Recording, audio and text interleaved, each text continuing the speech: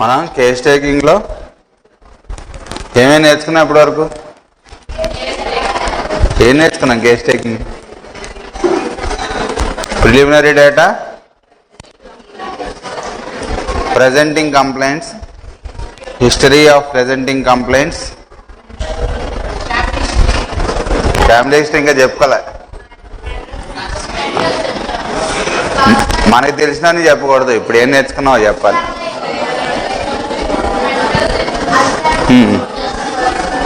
History of presenting complaints, తర్వాత mental symptoms, personal history. Personal history వరకు చెప్పుకున్నాం కదా, అయిపోయింది. అడుగుతున్నాను. Next family history.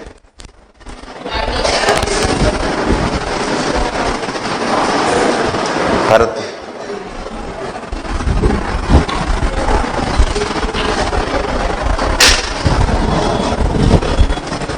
Family history అంటే బ్లడ్ రిలేటివ్స్లో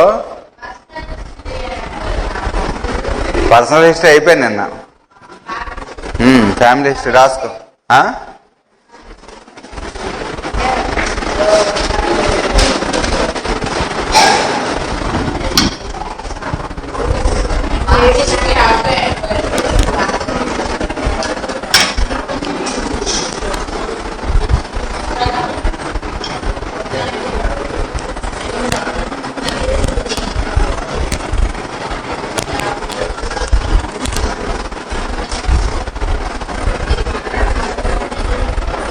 ఫ్యామిలీ హిస్టరీ అంటే మన రక్త సంబంధీకుల్లో ఉన్నటువంటి మేజర్గా వాళ్ళు సఫర్ అయినటువంటి లేకపోతే దేంతో చనిపోయారో అవి.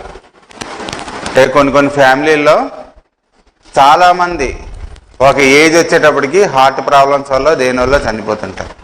అలాంటివి మనం నోట్ చేసుకోవాలన్నమాట.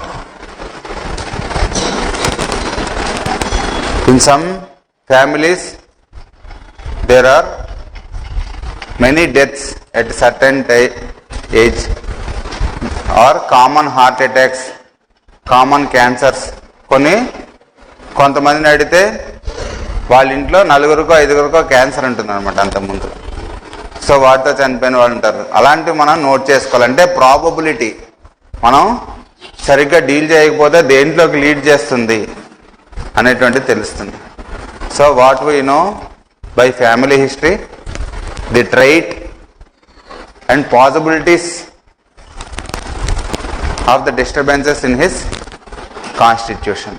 తన కాన్స్టిట్యూషన్లో ఏ రకంగా ఏ వేలో వాడి డిజీజ్ ప్రోగ్నోసిస్ అంటే తర్వాత జరిగేది. ఇప్పుడు ఒక మనం మందేస్తే దాని తర్వాత వాడిది తగ్గుతుందా పెరుగుతుందా ఏంటో తెలుసుకోవాలంటే దాన్ని టెక్నికల్ నేమ్ అనమాట, ప్రోగ్నోసిస్ అంటారు దాన్ని.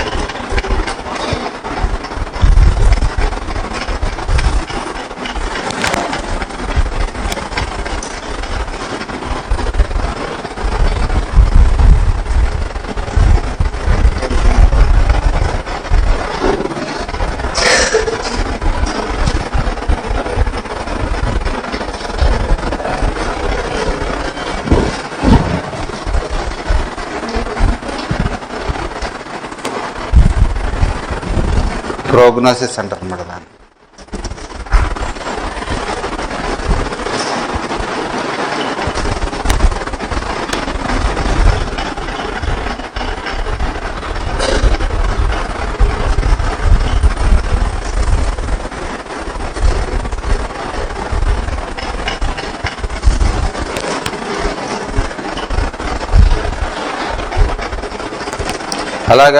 అలా మేజర్ కంప్లైంట్స్ ఏమైనా ఉన్నాయా, లేకపోతే బ్లడ్ ప్రెషర్ వాళ్ళ నాన్నగారికి ఉన్నది, వాళ్ళ అమ్మగారికి ఉన్నది, వాళ్ళ మేనమామకి ఉన్నది, అలాగా బ్లడ్ ప్రెషర్ ఉంటే ఆ రకమైనటువంటి కండిషన్ రావడానికి అవకాశం ఉందని తెలుస్తుంది.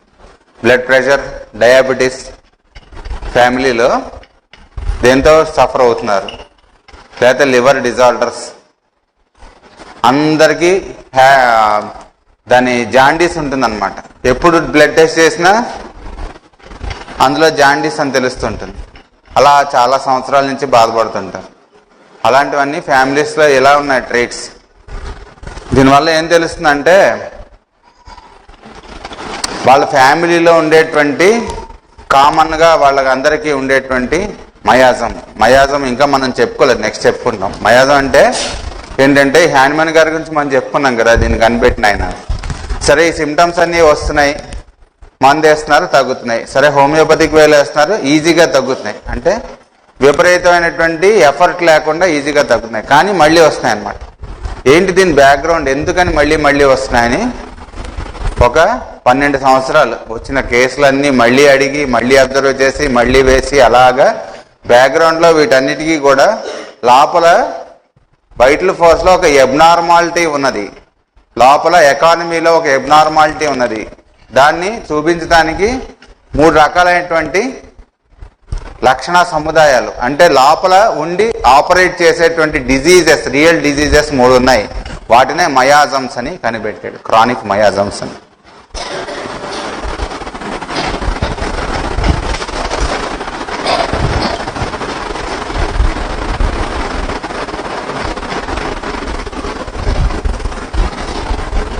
మయాజమ్స్ అని కనిపెట్టారు అన్నమాట.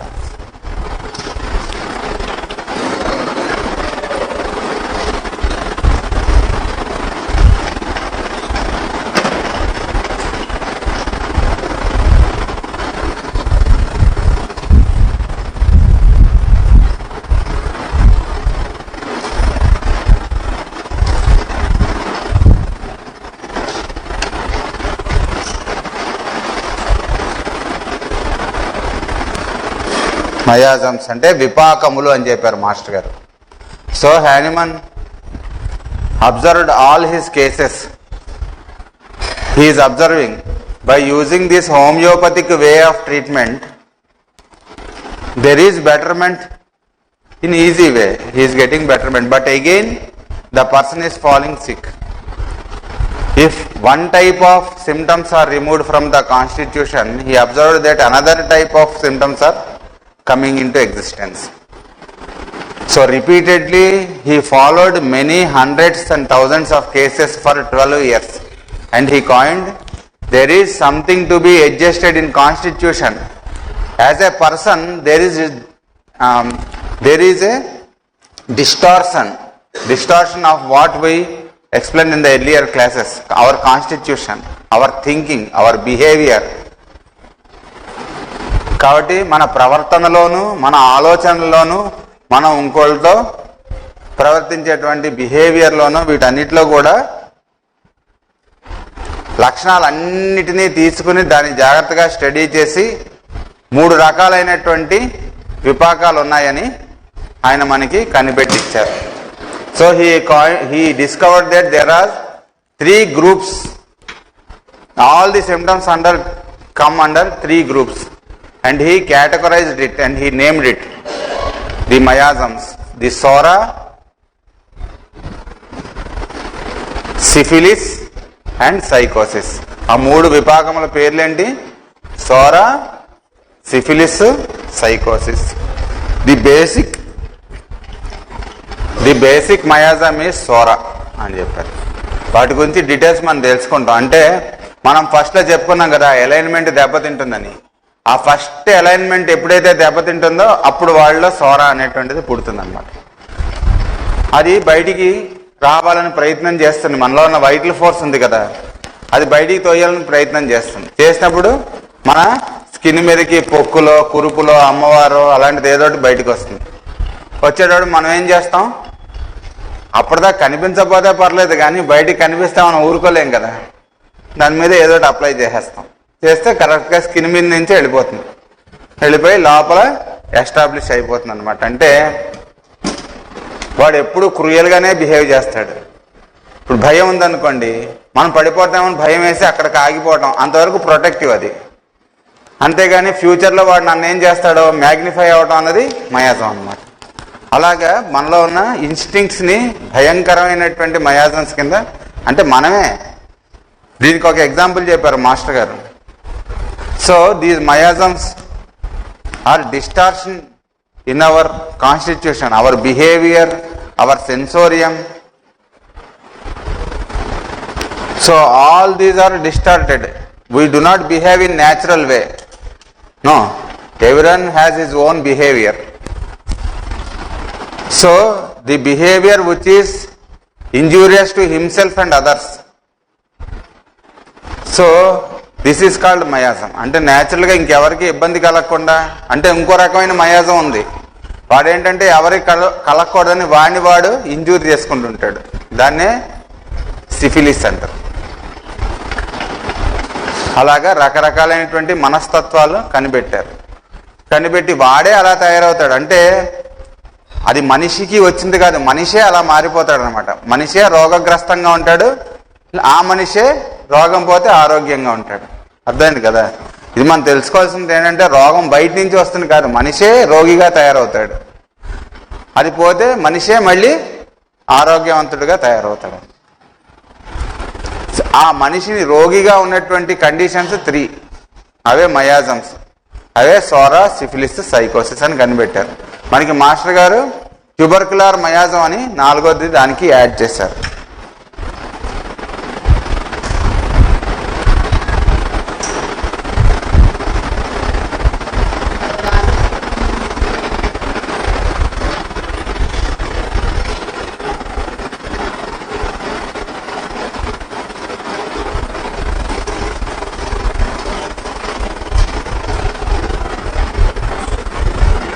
వీటి గురించి మనం డీటెయిల్డ్గా మళ్ళీ మనం కలుసుకున్నప్పుడు నెక్స్ట్ క్లాసుల్లో చెప్పుకుంటాం అన్నమాట. సో దీనికి ఒక ఎగ్జాంపుల్ చెప్పారు మాస్టర్ గారు. వాడు ఎవడో ఉన్నట్ట, వాడికి మేకప్ వేస్తున్నారట ఒక బ్రహ్మరాక్షసి కింద. వాడు మధ్యలో చూసుకోకుండా వాడికి అంతా అయిపోయింట వాళ్ళ ఆవిడ వచ్చింట, ఏమండి అని పిలిచింట. లేచి అటు తిరిగట, అమ్మో బ్రహ్మరాక్షని పడిపోయాడు. నిజానికి చూస్తే బ్రహ్మరాక్షసి ఎవరో కదా, వాడే మర్చిపోయాడు. అంటే అక్కడ అర్థం ఉంది, మధ్యలో కొద్దిగా మొహం చూసుకుంటే బాగుండేది. అంటే వాడే బ్రహ్మరాక్షసిగా అయిపోతాడు, వాడే రోగిగా అయిపోతాడు అనమాట అక్కడ. So there is a person, he in a drama his role is like a demon, so he is decorating himself. So the makeup man was decorating him, he did not see the mirror. So his wife came suddenly and someone told that your wife is there, please attend her. So he forgot that there is mirror to the wall. He turned and fell down. What happened? He sees himself and he recognizes himself as another person. So the disease is in the person himself, in his own constitution. He may be in the diseased condition or he may be in the healthy condition. It can't be both. అర్థమైందా? కాబట్టి ఈ ట్రైట్స్ ఉన్నాయి కదా, వీళ్ళలో ఈ family స్టోరీకి సంబంధించినటువంటి లక్షణాలు వీళ్ళలో ఉంటాయి, సైకోసిస్కి సంబంధించినటువంటి లక్షణాలు వీళ్ళ ఫ్యామిలీలో ఉన్నాయి. కాబట్టి వీళ్ళు దానికి సంబంధించిన వాడు అయి ఉండొచ్చు అనేటువంటి ప్రాబబిలిటీ మనకి ఫ్యామిలీ హిస్టరీలో తెలుస్తుంది అనమాట. So by knowing about the family history we know under which section of distortions he belongs to. It may be syphilis, psychosis or psoric or tubercular.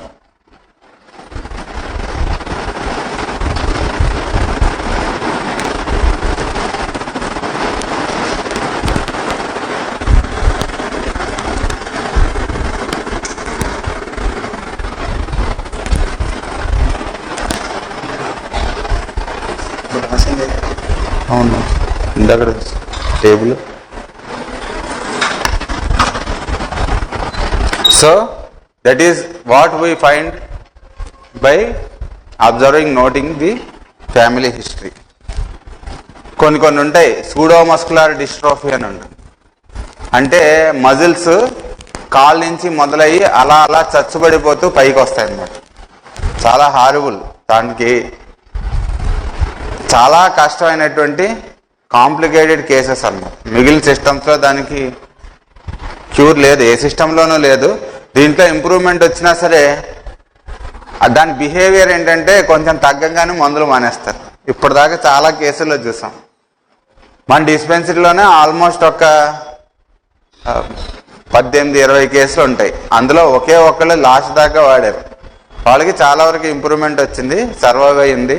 చాలామంది పథ్యం పాటించలేరు, క్రేవింగ్స్ ఉంటాయన్నమాట. నాన్ వెజిటేరియన్ అంటే విపరీతమైన cravings ఉంటుంది వాళ్ళకి. తీసుకుంటే మాత్రం డిటీరియేట్ అయిపోతుంటుంది.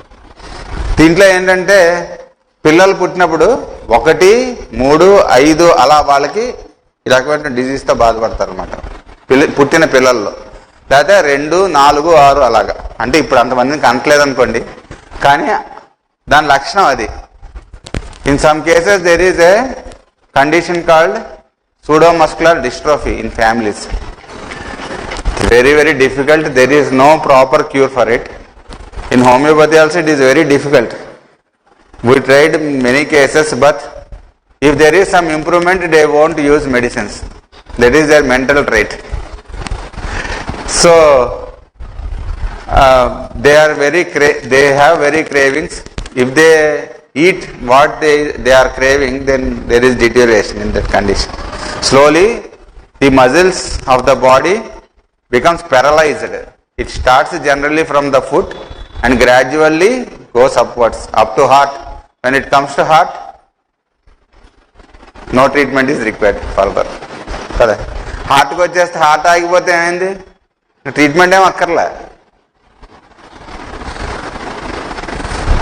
సో సడన్ డెత్స్, అలా క్రానిక్గా వాళ్ళు సఫర్ అయ్యేటువంటి డిజీజెస్ లేకపోతే డెత్స్. కొంతమందికి ఏమవుతుందంటే బ్రెయిన్ ట్యూమర్స్ వస్తుంటాయి ఫ్యామిలీలో, లేకపోతే ట్యూబర్కులోసిస్ వస్తుంది. పల్మనరీ ట్యూబర్కులోసిస్ ఫ్యామిలీలోనో మేనమామలకో మేనత్తలకో ఎక్కడో ఉంటుంది. ఎందుకని మనం తీసుకుంటున్నప్పుడు వీడికి జలుబు చేస్తుందండి, రాత్రి పడుకున్నప్పుడు ముక్కు బ్లాక్ అయిపోతుంటుందండి, చాలా ఇబ్బంది పడతాడు, నిద్రలో డిస్టర్బెన్స్ వస్తుంది అంటుంది.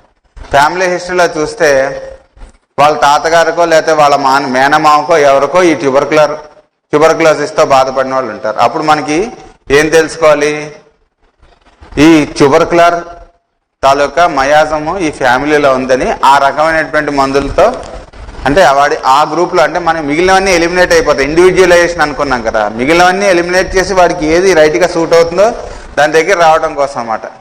శ్రమ తగ్గిపోతుంది. వీడు ట్యూబర్కులర్ దీనికి సంబంధించినటువంటి వాడని మనకు తెలిస్తే దానికి సంబంధించినటువంటి రెమెడీస్ మనం జాగ్రత్తగా అబ్జర్వ్ చేసి అందులోంచి వీడికి ఏది సూట్ అవుతుందో దాన్ని సెలెక్ట్ చేయాలన్నమాట. So what happens if the patient is brought to us by his mother. So he is complaining every day, he is getting sinus problem. Every night he is suffering with nose block. The sleep was disturbed. Then family history, if we see, there some people in his family, maybe his grandfather or his uncle, maternal or paternal uncle, suffered with pulmonary tuberculosis. Then what we can do? We can eliminate all other remedies and we can study the remedies which act on tubercular miasm directly, and then we can find a similimum. Similimum means similar remedy. First we have discussed now what is homeopathy. So that we can for individualization it helps, and also we can know the traits, behaviors of that person. So this is about family history. Next, past history. Past history means from birth till then, if he had any major problems, we have to know. Past history అంటే ఏంటి, వాడి యొక్క చరిత్ర పుట్టినప్పటి నుంచి ఇప్పటి వరకు ఏమేమి ఉన్నాయి వాడికి, అంటే ఇంపార్టెంట్ కానీ బర్త్ అప్పుడు ఏంటి బర్త్ అప్పుడు ఎలా ఉంది, ఎన్విరాన్మెంట్ ఎలా ఉంది, వాడు ఎలా ఉన్నాడు, పుట్టడంతోనే పాపం కొంతమందికి జాండీస్తో పుడతారు, పుట్టడంతోనే రెస్పిరేటరీ ప్రాబ్లమ్స్తో పుడతారు. వాడిని తీసుకెళ్ళి NICU అంటారు, నియోనేటల్ ఇంటెన్సివ్ కేర్ యూనిట్, అందులో పడేస్తాడు. మొహం కూడా మనం చూడలేం. అలా ఏడుస్తుంటాడు. బయటకు వచ్చి మందులు తింటారు, మనం ఇస్తుంటాం. వాళ్ళు ఏం చేస్తున్నారో చేయట్లేదో మన ఎవరికి బయట నుంచి తెలియదు. So from birth we have to enquire in birth, are there any abnormalities? Is the delivery normal or by cesarean? Any health disturbances at birth? Because some children, they suffer with jaundice by birth. Some people will suffer with respiratory troubles, congenital heart problems. పుట్టడంతోనే heart problem ఉంటుంది వాళ్ళకి, హార్ట్లో whole ఉంటుంది పాపం. అలా పెద్దవాళ్ళు అవుతున్న కొద్దీ ఆయాసం, లేకపోతే గ్రోత్ సరిగ్గా లేకపోవటం, వాటితో బాధపడుతుంటారు. ఆ ఒక్కటి మనం గ్రోత్ సరిగ్గా లేదు అవన్నీ రాసుకుంటే సరిపోదు. చిన్నప్పటి నుంచి వీడికి హార్ట్ ప్రాబ్లం ఉందని తెలుసుకోవాలి. అప్పుడు కొన్ని మందులు వేయవలసి ఉంటాయి, కొన్ని మందులు వేయకూడని ఉంటాయి. అవన్నీ ఏంటో మనకి తెలుస్తుంది అనమాట. అవన్నీ చూసుకోకుండా డైరెక్ట్గా మనం వాటికి మందు వేసేస్తే ప్రాబ్లం. అందుకని తెలుసుకోవాలి భర్త అప్పుడు ఎలా ఉంది. వాడు ఎన్విరాన్మెంట్ అంతా బాగానే ఉంది, తల్లిదండ్రులు వాడిని జాగ్రత్తగా చూసుకుంటున్నారు, కానీ వాడికి ఏం అర్థం అవ్వట్లేదు. వాడిని మంచి స్కూల్లో వేశారు, ట్యూషన్ పెట్టించారు, చదవటం మాత్రం చదువు దగ్గర కూర్చునేటట్టుకు వాడికి ఏం ఎక్కట్లే. ఏదైనా వాడికి చెప్దామని ప్రయత్నం చేస్తుంటే ఏం ఎక్కట్లే. వాడికి తీసుకొచ్చారు, ఏమండి వీడికి ఏం ఎక్కట్లేదు, చిన్నప్పటి నుంచి ప్రాబ్లం ఉంది, ఇలాగా ఏం నేర్చుకోలేకపోతున్నాడు. ఎందుకు అంటే మదరు వాడిని ప్రెగ్నెంట్గా ఉన్న టైంలో విపరీతమైనటువంటి డిప్రెషన్, ఎవరు పట్టించుకునే వాళ్ళు లేరు. వాళ్ళ ఆయన ఏదో వేరే ప్లేస్లో జాబ్కి వెళ్ళిపోయాడు. సపోజ్ వాళ్ళు అమెరికాలో ఉన్నారనుకోండి, వాళ్ళిద్దరే ఉన్నారు, ఆయన జాబ్కి వెళ్ళిపోయారు. అక్కడ చూసుకునే వాళ్ళు ఎవరు లేరు. బాగా పెయిన్స్ వచ్చిన తర్వాత ఈవిడ వెళ్ళాల్సిందే. ఆవిడేమో ఇక్కడ పెద్ద ఫ్యామిలీలోంచి వెళ్ళింది అనుకోండి, బోల్డ్ మంది ఇంట్లో ఉండి ప్రతిసారి అమ్మ తిన్నావని 10 మంది అడిగేవాళ్ళు అనుకోండి రోజు ఇక్కడ ఉన్నప్పుడు. తనకి ఏమనిపిస్తుంది, ఎవరు పట్టించుకునే వాళ్ళు లేరు, నేను ఎందుకు బ్రతకాలి, ఇలాంటి ఆలోచనలన్నీ ఆ టైంలో విపరీతంగా వచ్చాయనుకోండి. అవన్నీ వాడి మైండ్ మీద, అక్కడి నుంచి పుడుతున్నటువంటి వాడి మైండ్ మీద ముద్రింపబడతాయి అనమాట. ఆ డిప్రెషన్ ఒక షెల్లాగా ఫార్మ్ అయిపోతుంది వాడికి. వాడికి ఏం చెప్పినా అర్థం కాదు. ఎవరు నాకు అక్కర్లేదు, నేను ఎవరికి అక్కర్లేదు, నన్ను ఎవరు పట్టించుకోరు అని వాడు చిన్నప్పటి నుంచి ఐడియాస్తో పుడతాడు అనమాట. సరే, so during pregnant if the mother suffered with high depression because after marriage they went to America, so she got pregnancy. Husband went to some camp, he is not coming for few days or weeks. No one is there because their parents did not get visa. So here in India she came from a traditional and big family. Every day 10 members used to ask, are you okay, did you have your breakfast, did you have your lunch? So every day it is normal to her. And there she was alone and aloof. So she got depression, highly depressed. There is no one to take care about me, I am not needed by anyone, nobody is calling me. So the child, when he is born, he has this mind, because his mind, he takes a little bit of mind from mother, then he will develop, no? So this impression is there. After birth, when he is growing up, when anybody want to make him learn something, if anybody want to teach something, nothing is going inside his mind because of this depression during. Yeah. So this we have to see, because వాడు పుట్టినప్పటి నుంచి పాపం వాడు దాంతో బాధపడుతుంటాడు కదా. అలానే భయం, విపరీతమైన భయం ఉందనుకోండి, వాడు చిన్నప్పటి నుంచి భయపడుతుంటాడు. ఉయ్యాలు ఊపుతుంటే భయపడుతుంటాడు, ఎత్తుకుని అమ్మ మంచం మీద పడుకోబెడితే భయపడుతుంటాడు, కింద పెట్టగానే ఓ ఓ ఓ ఏడుస్తుంటాడు, విపరీతంగా ఏడుస్తాడు. వీడు ఎందుకు ఏడుస్తున్నా అర్థం కాలేదు, స్కానింగ్ తీయించాం అన్నీ నార్మల్గానే ఉన్నాయి, వీడు కడుపు నొప్పి ఏంటో అర్థం అవ్వట్లేదు, తీసుకొస్తారు. So fear, If the mother is undergone fright during pregnancy or nearing months for delivery, then what happens? This fear is normal, automatically come to the mind of this baby. When he is in baby, he is very fearful because there is no other language. No, he cannot say I am fearful at that time. He is crying and crying and crying. The parents brought to us, he is crying, we don't know why he is crying. If the mother wants to keep the child on bed, he is crying because he has fear of downward motion, but he cannot explain. No. వాడు ఏదైనా moment ఇస్తే భయం, sound వస్తే భయం. ఎవరన్నా calling bell కొట్టారనుకోండి, if somebody press the calling bell, he starts crying. So fear అనమాట. సరే పుట్టడంతోనే వాడు భయంతో పుడతాడు అలాగా. కాబట్టి ఆ టైంలో వాళ్ళు ఏం చేశారు, మొన్న ఒక ఎగ్జాంపుల్ చెప్పుకున్నాం కదా,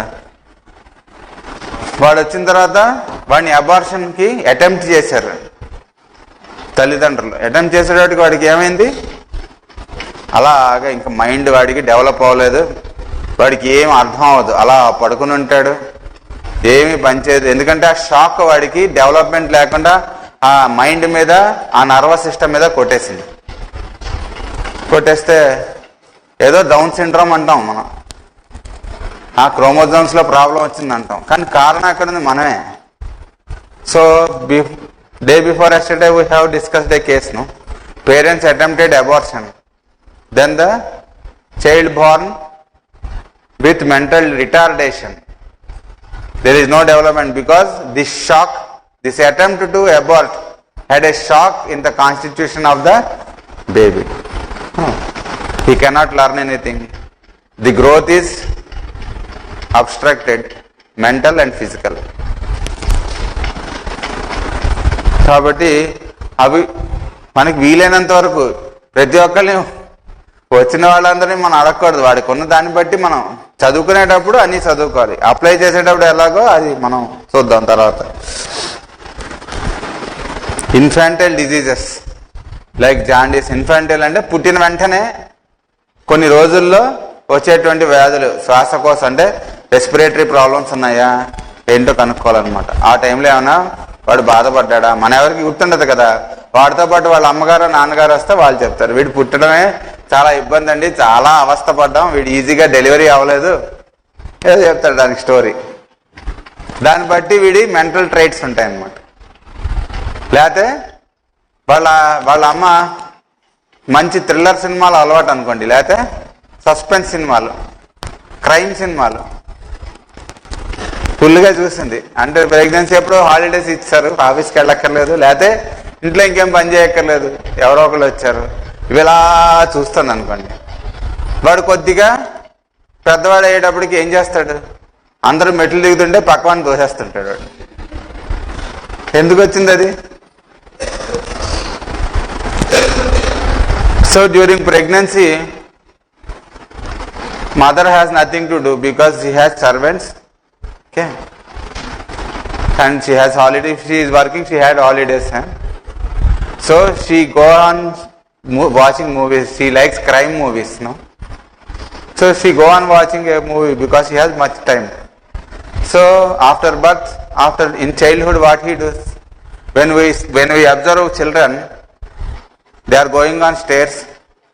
A child pushes other child on stairs and he enjoys it. How? Because of this. Because it was printed on the mind of, so it influences his behavior. అలా అన్నమాట. చిన్నప్పుడు పుట్టిన వెంటనే ఉన్నవి about his childhood, how is his childhood. మనకి పిల్లలు వాళ్ళకి ఏం తెలుస్తుందిలే అనుకుంటాం మనం కదా. భార్యాభర్తలకు ఏదన్నా, నేను వంకాయ కూర వండమన్నాను మా ఆవిడ్ని, ఆవిడ బీరకాయ కూర వండింది. ఓ నీకు అసలు బుద్ధి ఉందా, మీ ఇంట్లో వాళ్ళందరూ ఇంతే, కట్టుకున్నప్పటి నుంచి ఎప్పుడన్నా నన్ను జాగ్రత్తగా చూసుకున్నావా, పక్కన పిల్లాడు ఏడుస్తుంటాడు. వీళ్ళ కోపాలు అయ్యే వరకు వాడిని పట్టించుకోగా వాడు ఓ ఇదంతా వాడి మైండ్ మీద రిఫ్లెక్ట్ అవుతుంటాడు. అయ్యి ఆవిడేమంటుంది, మీరేమన్నా పెద్ద మహా చూసుకున్నారేంటి, మా పుట్టిన దగ్గర నుంచి వచ్చిన దాంతోనే మీరు వ్యాపారం పెట్టారు, లేకపోతే మీకు దిక్కు లేదు మొక్కు లేదు. ఇవన్నీ వాడి మైండ్ మీద ప్రింట్ అవుతాయి. మనం వాడికి ఏం తెలియదు అనుకుంటాం, వాడు అప్పుడప్పుడే ఫార్మ్ అవుతుంది వాడి మైండ్. దాని మీద మనం ఏమేస్తాం, ప్రింట్స్, మనకున్న రాగద్వేషాలన్నీ వాడి మీద ముద్రింపబడతాయి. వాడు కొంచెం పెద్దవాడు అవుతాడు, ఏరా నీ పేరేంట్రా, నీకెందుకురా అన్నాడు. ఏం పేరే కదరా అడిగాను నాయన, ఎవరో పెద్దవాళ్ళు వచ్చారు మాస్టర్ గారు లాంటి వాళ్ళు. ఏంటి నాయన నీ పేరేంటి, నీకెందుకు. ఈ పేరెంట్స్ ఏమో దండం పెట్టుకుని పాపం వాళ్ళు ఏవో పళ్ళును తాంబూలం ఇచ్చారు, వాళ్ళు హడ్లిపోతారు. ఏంట్రా వీడు ఇలా మాట్లాడుతున్నాడు, మాస్టర్ గారి దగ్గర తప్పు నోరు మొయ్యి అని. ఏం లాభం లేదు, అప్పుడు జాగ్రత్తగా ఉండాలి మనం. సో ఇవన్నీ మరి ఇంతేనా అయితే ఈ సైన్స్ మనం చదువుకోవాలి కదా. దీనికి కూడా మందులు ఉంటే మనం కరెక్ట్ మందు వేయగలిగితే ఇవన్నీ సెట్ అవుతాయి అన్నమాట. So during the childhood when child is crying we do not know, we think that he does not know anything. Because in our language he does not know our language, but above language he knows the affections. No, he can recognize his mother and father automatically. No, so there is mind, but we do not mind. So I asked my wife to prepare brinjal curry today, but she prepared another thing. Then I got angry. In front of child, what we do? I used to scold her. Then she used to scold her. There is a war in the house. Then the child grown a little bit. Okay, we brought our child to master. We give child and we say, this is our son. Then master asks, son, what are you doing? Then he say, why do you want? Then we say, please shut up, you should not talk like that, no use. We punish him, no use, because his mind is distorted already. చూసారా, అంటే అంత influence ఉంటుందన్నమాట. ఎందుకని మనం జాగ్రత్తగా ఉండాలి. ఎందుకు self discipline అంటే మనం ఎలా ఉన్నామో మన పిల్లలు చెప్తారు.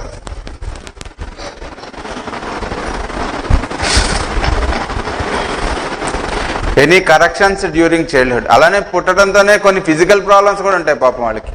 మైక్రోసెఫాలస్ అంటారు, అంటే తల పెద్దదిగా ఉంటుంది పుట్టేటప్పటికి. మైక్రోసెఫాలిస్ అంటే చిన్నదిగా ఉంటుంది, హైడ్రోసెఫాలిస్ అంటే పెద్దదిగా ఉంటుంది, అట్లా అనమాట. అవన్నీ కూడా కండిషన్స్ పుట్టినప్పుడు కొంతమందిలో మనం చూడొచ్చు. అలానే any corrections during childhood. Corrections అంటే పుట్టిన తర్వాత ఇలాంటివి కరెక్ట్ చేస్తుంటారు. కొంతమందికి ఏదైనా ప్రాబ్లం వస్తే సర్జికల్గా కరెక్ట్ చేస్తుంటారు. అలాంటివి ఏమైనా జరిగాయా? At birth in some people there are little corrections. For example undescended testis లోపల ఉండిపోతుంది, ఆ టెస్టిస్ అంతా బయటికి రాకుండా, అది సర్జికల్గా చేస్తారు. అలాంటి కరెక్షన్స్ ఏమైనా చేశారా? అలాంటివన్నీ మనం ఎంక్వైరీ చేయాలి. వ్యాక్సినేషన్స్, వాడు పొట్టలో ఉన్నప్పటి నుంచి మొదలు పెడతారు కదా, తల్లికి వేస్తారు టెటనస్. ఎందుకంటే నార్మల్ డెలివరీ 90% అవ్వకుండా ఉండడానికి ట్రై చేస్తాం కాబట్టి. రెండు రకాల ప్రాబ్లమ్స్ ఉన్నాయి. ఏంటంటే మనం హాస్పిటల్కి వెళ్తే, ఇప్పుడు ఏమనుకోకండి నేను కూడా డాక్టర్నే, బట్ డాక్టర్స్ ఎంప్లాయీస్ అయిపోయిన దగ్గర నుంచి ప్రాబ్లం వస్తుంది అనమాట. టార్గెట్స్, ఇన్ని ఆపరేషన్లు చేయాలి అనేటప్పటికి వచ్చిన పేషెంట్ని ధైర్యం చెప్పాలా, భయపెట్టాలా డాక్టర్ అన్నవాడు? ఏమండి, the doctors nowadays become employees no. So they have their own targets. These many surgeries they have to conduct. These many, because we are investing on you so much of money, you have to in return grab money from people. So this should not be attitude, no. So responsibility of a doctor, we should not forget it. మన doctor అంటే వాడికి ఆరోగ్యం చేకూర్చాలి, వాడి ధైర్యాన్ని ఇవ్వాలి. అంతేగాని నీకు ఇలా అయితే చాలా ప్రమాదం, నీకు అబార్షన్ అయిపోయే ప్రమాదం ఉంది కాబట్టి ముందే చేయాలి, లేకపోతే ఆ చైల్డ్ చచ్చిపోయేటువంటి ప్రమాదం ఉంది కాబట్టి ఈ మెడికేషన్స్ అన్నీ వాడాలి.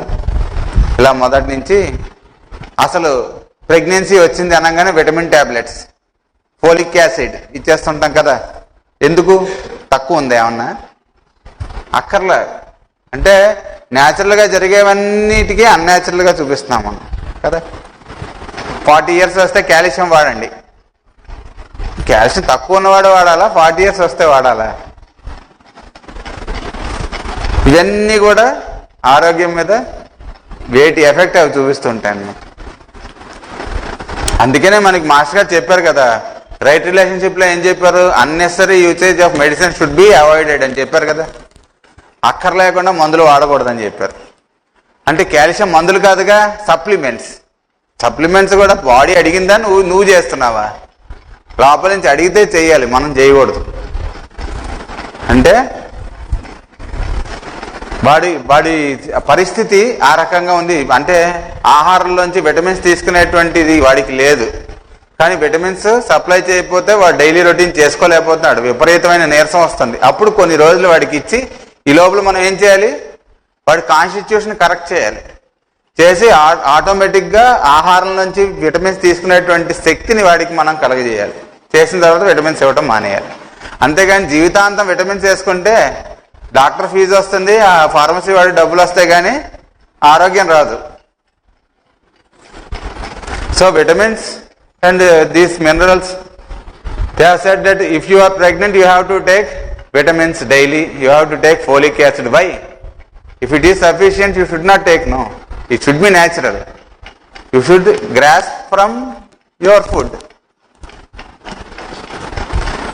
So adulteration ప్రతి దాంట్లో, ఫుడ్లో, వాటర్లో, థాట్స్లో, మనం నేర్చుకునే వాటిలో ఏరా నోట్స్ రాసుకోండి అని చెప్తే ఎంతమంది రాస్తున్నాం? రాస్తున్నట్టు నటిస్తున్న వాళ్ళు కొంతమంది, ఏదో పుస్తకం పెన్ను తెచ్చుకొని మరి చూస్తారేమో అనుకున్న వాళ్ళు కొంతమంది, లేకపోతే చెక్ చేస్తున్నారు కాబట్టి నోట్స్ రాసుకోవడం కొంతమంది. నోట్స్ రాసుకుంటే మన కోసం అని తెలుసుకోవాలి మనం. ఎప్పుడో 2006లో చెప్పిన నోట్స్ అదే మీకు చెప్తున్నాను ఇప్పుడు నేను. బుజ్జి మాస్టర్ గారు ఇచ్చిన నోట్స్ అనమాట. కాబట్టి ఇప్పుడు మీరు రాసుకున్న నోట్స్ ఇంకో 10 సంవత్సరాల తర్వాత, 20 సంవత్సరాల తర్వాత ఎవరైనా అడిగితే మీకే చెప్పడానికి రెఫరెన్స్ ఉంటుంది. మీకోసం మీరు రాసుకోవాలన్నమాట. మన కోసం సెల్ఫ్ డిసిప్లిన్ కదా ఇక్కడ నేర్చుకోవడానికి వచ్చాం. ఇంకోళ్ళు చెప్తే చేయడం అనేటువంటిది ఉండకూడదు. ఒకసారి చెప్తే దాన్ని ఆచరిస్తే దానివల్ల బెనిఫిట్స్ ఇప్పుడు తెలియదు. ఇప్పుడు మనం విత్తనం వేసాం అనుకో, ఇప్పుడు రాదుగా చెట్టు, ఎప్పుడో వస్తుంది.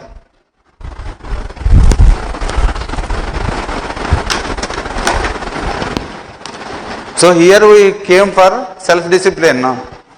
That means Master said everybody should bring and note down the notes.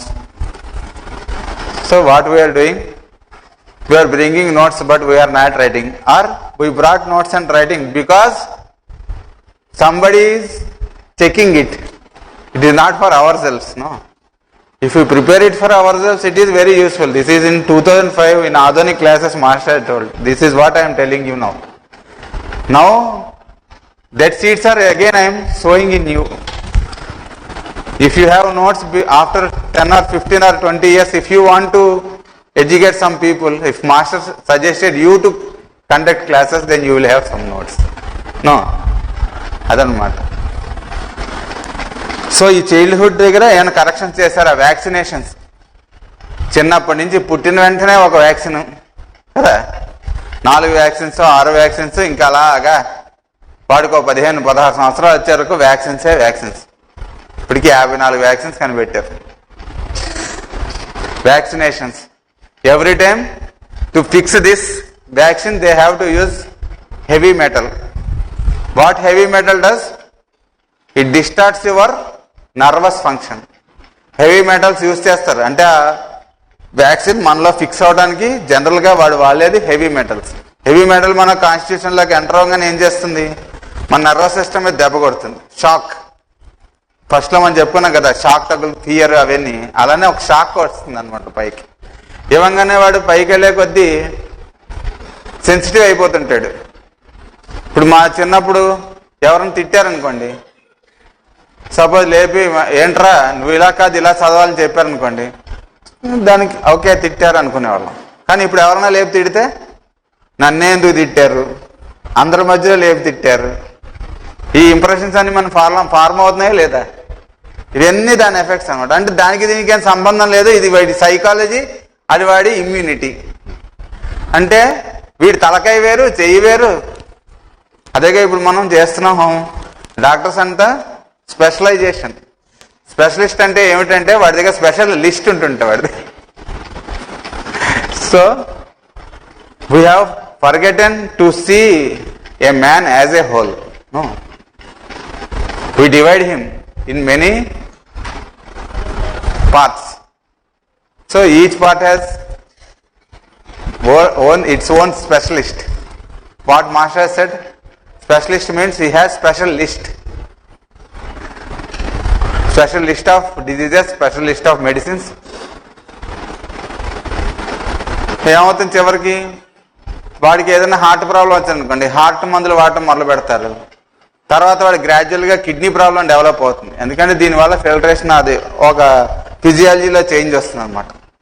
వచ్చి మొదలవగానే కిడ్నీ వాళ్ళు ఏమంటారు, హార్ట్ ఇచ్చిన వాళ్ళు వాడకూడదు, ఇక్కడ ప్రాబ్లం వస్తుంది, మానే అవి ఇవి ఇచ్చిన వాడు అంటాడు. ఇవి వాడితే హార్ట్ బ్లాక్ అవుతుంది. వాడేమంటాడు, అవి వాడకూడదు ఇవి వాడు అంటాడు.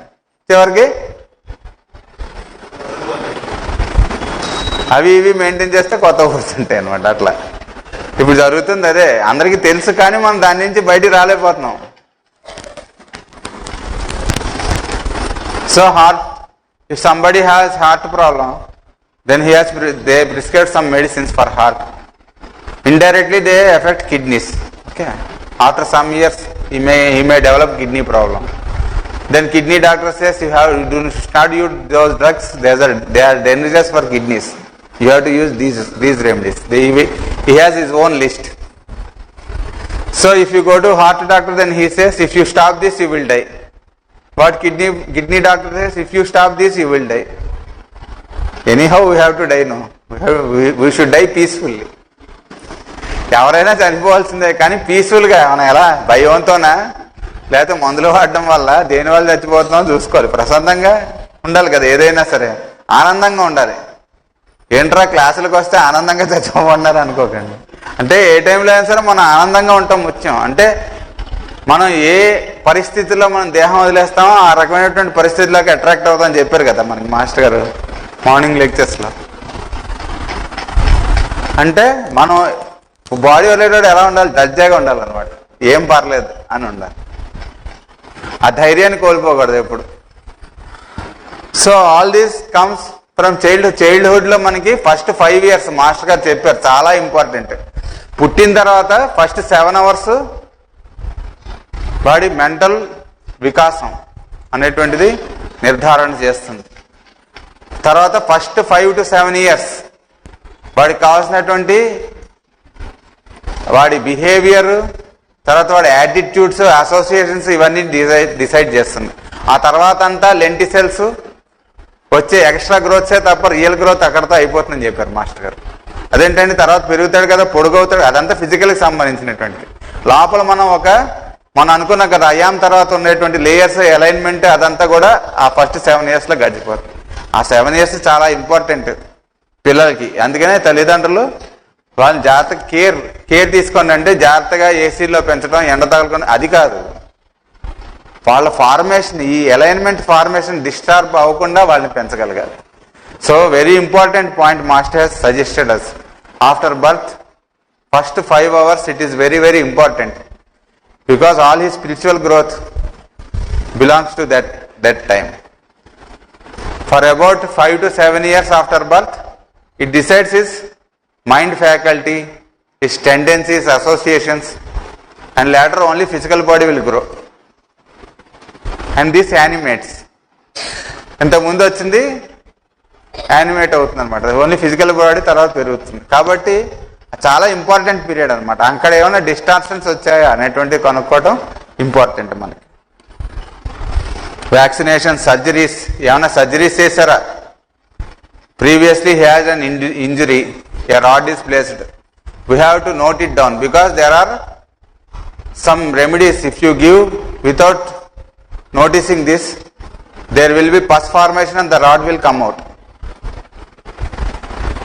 ఆ రాడ్ వేసారనుకోండి, సపోజ్ మనం కనుక్కోలేదనుకోండి, అది కొన్ని మందులు ఉన్నాయి, అవి వేస్తే ఏమవుతుంది, బాడీ దాని ఫారెన్ బాడీ కింద పరిగణించి పస్ ఫార్మ్ చేసి ఆ రాడ్ని బయట తీసుకొచ్చేస్తుంది. అంత ప్రమాదం ఉంది. అందుకనే మనం అలాంటివి కనుక్కోవాలి. వాటి సర్జరీ అయ్యాయా, లోపల ఏమన్నా స్టంట్స్ చేశారా, అలాంటి వాళ్ళకి ఆ డ్రగ్ వేయకూడదు, ఇండికేట్ అయినా సరే. If that drug is indicated, we should not give. That's why we have to note it down. If there are any stunts in heart, if we give that remedy, the stunts will come out. Then it will be final stunt to him. ఇంకా stunt తర్వాత అంతే. ఇంకా long standing treatments. BP 10 సంవత్సరాల నుంచి BP ఉంది, 10 సంవత్సరాల నుంచి 15 సంవత్సరాల నుంచి థైరాయిడ్ ఉంది, దానికి మందులు వాడుతున్నాం. అంటే ఏం మందులు వాడారు, ఏం జనరేషన్స్ వాడారు, అవన్నీ కూడా మనం నోట్ చేసుకోవాలి. అంటే వాడు ఎగ్జిబిట్ చేసినటువంటి సిమ్టమ్స్ వాడు వాడినటువంటి మందులకు సంబంధించినవా, వాడికి సంబంధించినవా ఎలా తెలుస్తుంది? ఈ లాంగ్ ట్రీట్మెంట్లు ఉంటే ఆ మందులకు సంబంధించినటువంటి లక్షణాలు కూడా మనకు తెలియాలన్నమాట. తెలిస్తే అవి కాకుండా వాడేంటో మనకి తెలియాలి. పేషెంట్ కదా మనం మందు ఇవ్వాలి. ఇవన్నీ కలిపేసుకుంటే మనం మళ్ళీ దెబ్బతింటాం. అందుకనే అవన్నీ తెలుసుకోవాలి. Any long standing treatments we have to note. For BP, for diabetes or for tuberculosis they have used medicines for 6 months, 9 months. We have to note it down. Because there are some symptoms created by using those medicines. We have to separate it from the totality. If not, then we cannot get the similar dose which can cure him. No, that's why we have to note it down. Major injuries, long-standing sufferings, suffering with asthma since childhood to now. అలాగా పట్టి పీడిస్తున్నటువంటి వ్యాధులు, చాలా కాలం నుంచి బాధిస్తున్నటువంటి వ్యాధులన్నీ కూడా మనం note చేసుకోవాలి. Usage of harmful drugs. ఇప్పుడు చెప్పాం కదా, ఒక్కొక్క డ్రగ్ దానికి కొన్ని హార్మ్ఫుల్వి. అంటే మెన్సెస్ పోస్ట్పోన్ చేయడానికి ఎప్పుడన్నా మందులు వాడారా నోట్ చేసుకోవాలి. మన దగ్గరికి ఒక కేసు వస్తుంది, అలా మెన్సెస్ ఇర్రెగ్యులర్గా ఉందండి, చాలా డిస్టార్ట్ అయింది, ఫస్ట్లో బాగానే ఉండేది అని చెప్తారు. అంటే ఏంట్రా అని మనం చూసి ఆరా తీస్తే ఈ మెన్సెస్ పోస్ట్పోన్ అవడానికి 4 సార్లు 5 సార్లు పాపం చిన్నప్పుడు వాడేశారు మందు. వాడేసిన తర్వాత దాని ఎఫెక్ట్ ఎప్పుడు వస్తుంది? ఒకసారి చాలా సంవత్సరాల తర్వాత బాడీ మీదకి వస్తుంది, ఒక్కోసారి వెంటనే వస్తుంది. అవి నోట్ చేసుకోకపోతే ఆ పాయింట్స్ అన్ని మిస్ అయిపోతుంటాయి. ఎందుకని? ఆరిజిన్ మనం దెబ్బతింటుంది. So usage of postponement pills or usage of drugs for abortion or usage of drugs for mental retarded people. Mentally retarded people కి బ్రెయిన్ డిప్రెసర్స్ ఇస్తారు.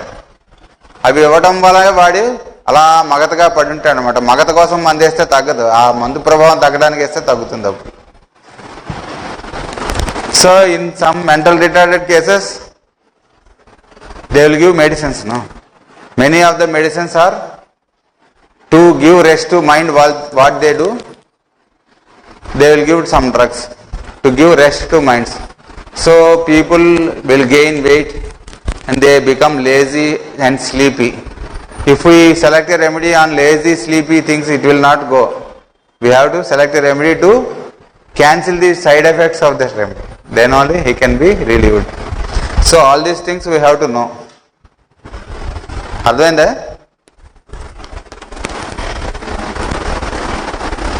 దాని తర్వాత particular symptoms.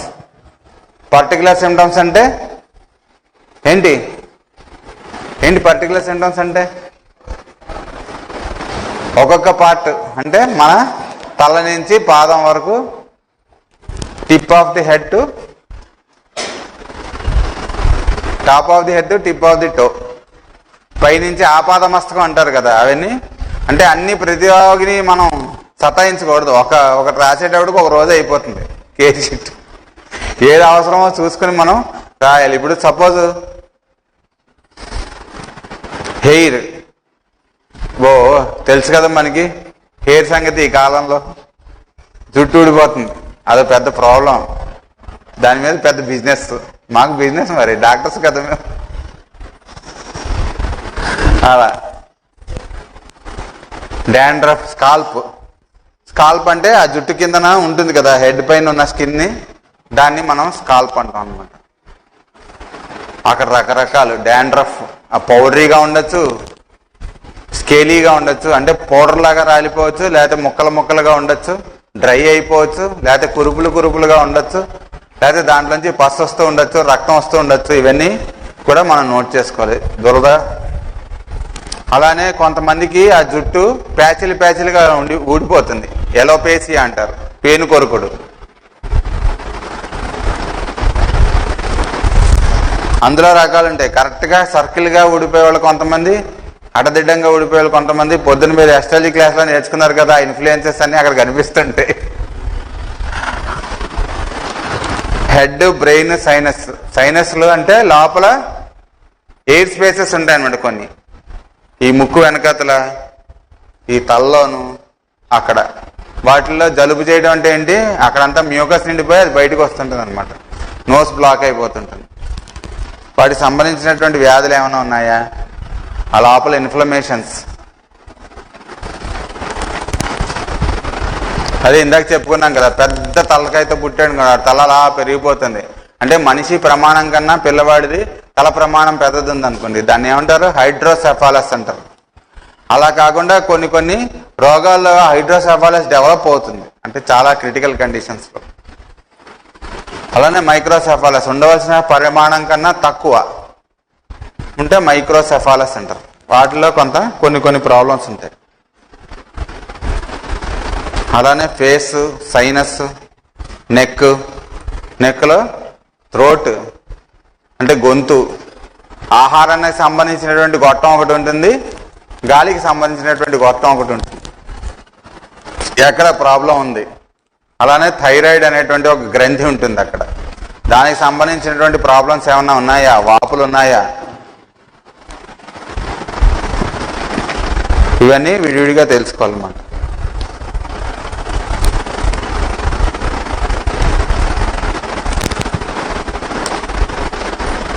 Neck, throat, cervical area. Cervical అంటే ఇది మన వెన్నుపూసకి ముక్కలు ఉంటాయన్నమాట.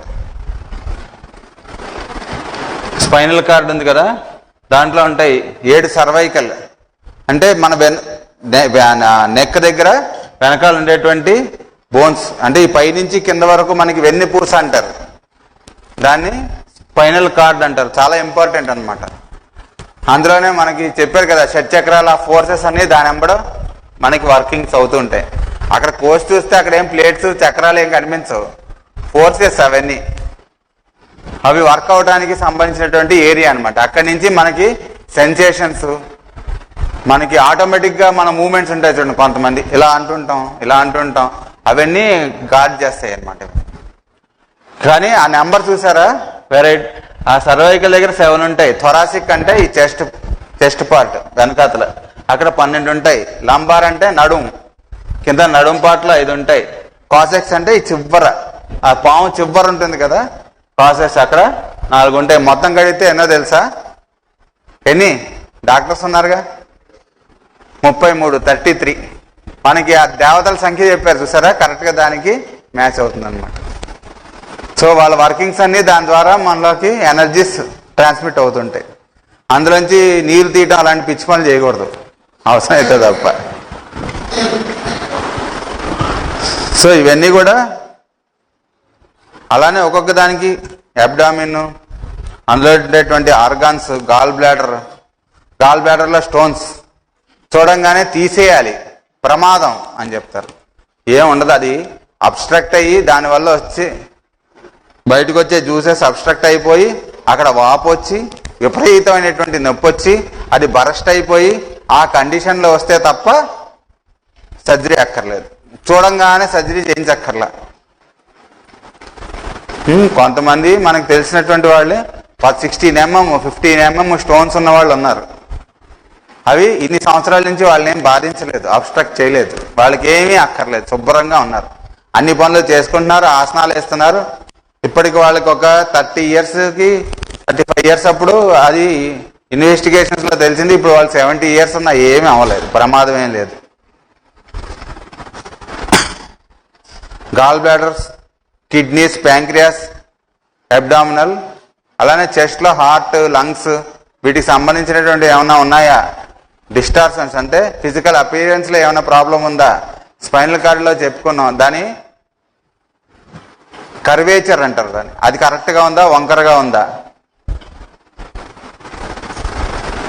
అవన్నీ ఏదైనా ప్రాబ్లం ఉంటే రాయాలి.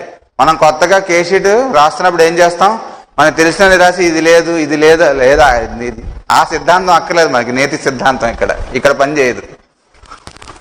ఇక్కడ ఏం ప్రాబ్లం లేదు అని రాయక్కర్లా, ఉన్నవి రాస్తే చాలు, లేకపోతే పేజీలు సరిపోవు, ఉన్న ఓ పుస్తకం అయిపోతుంటుంది ఒక్కొక్క కేషీట్కి.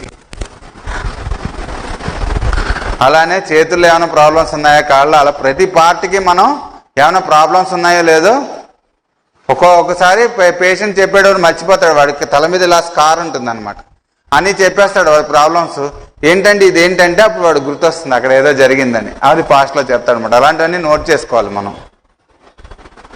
అలానే ఒక్కొక్కటి బ్లడ్, స్కిన్, ఇంకా స్కిన్ అయితే చెప్పక్కర్లేదు, మొటిమలు వస్తున్నాయి, పొక్కులు వస్తున్నాయి, ర్యాష్ వస్తుంది, అది అసలు ప్రాబ్లమే అక్కడ ఉంది. ఆ స్కిన్ మీదకి వైట్ ఫస్ట్ తీసుకొచ్చిన తర్వాత లోపల పంపిస్తేనే ఇందాక మనం చెప్పుకున్నటువంటి మయాజమ్స్లోకి లీడ్ చేస్తుంది అనమాట.